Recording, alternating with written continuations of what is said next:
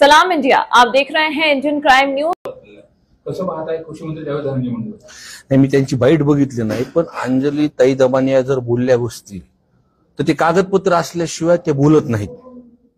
मागे जो हार्वेस्टरचा विषय जो आपल्या समोर आला होता, त्यामध्ये हार्वेस्टरचा मुद्दा त्या ज्या लोकांना जो तिथं त्रास झाला किंवा ज्या लोकांनी तिथं पैसे दिलेले आहेत, संतोष अण्णा देशमुख प्रकरणानंतर ज्या पद्धतीने सर्वांनी तिथं लोकप्रतिनिधी बोलले, तर कुठंतरी लोकांनाही वाटतं न्याय भेटणार आहेत.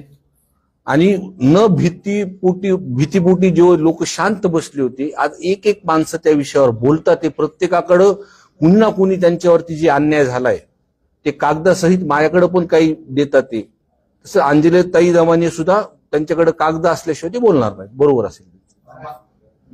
राजीनामे देखील त्यांनी मागणी केलेली आहे, राजीनामा दिला पाहिजे. मी तर पहिल्या दिवशीपासून मागणी करतो.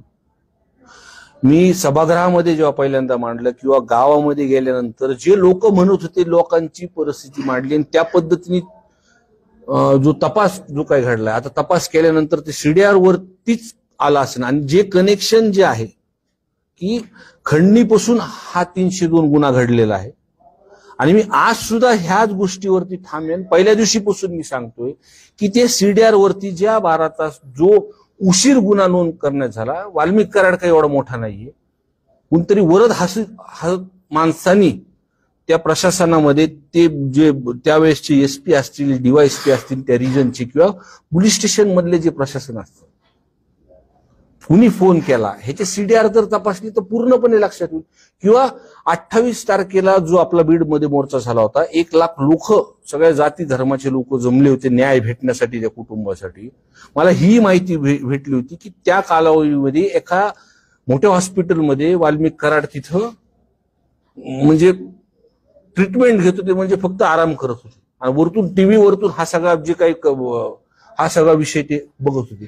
मग त्या कालावधीमध्ये कोण त्यांना भेटलं किंवा कोणत्या माणसांनी त्यांना ऍडमिट केलं, कोण भेटून गेलं, इतके दिवस त्यांना काय संरक्षण दिलं त्या प्रकरणामध्ये, हा तपास कोणत्या दिशेने चालू. मी वारंवार हा विषय बोलतोय. मी एकीकडे म्हणतोय ना की काही लोक अटक झाले, पण दुसरीकडं म्हणजे जे आता ते त्या संदर्भातलं आमदार म्हणून मी पत्र दिलेलं आहे की या हॉस्पिटल किंवा पुण्यामध्ये अजून काही हॉस्पिटल असतील, कुठं ऍडमिट ते होते, कुणी केलं होतं, कोण भेटायला आलं होतं, आणि त्या कालावधीमध्ये जी ही घटना घडली त्याच्यावरती जे सीडीआर रिपोर्ट तपासून ज्यांनी कुणी वरतून दबाव टाकलेला अधिकाऱ्यांनी हे सीडीआर तपासले तर समोर समोर लक्षात येईल. या घटनेला 56 दिवस पूर्ण झाले. सीसीटीव्ही फुटेज समोर इंडियन क्राइम न्यूज, भ्रष्टाचार विरोधी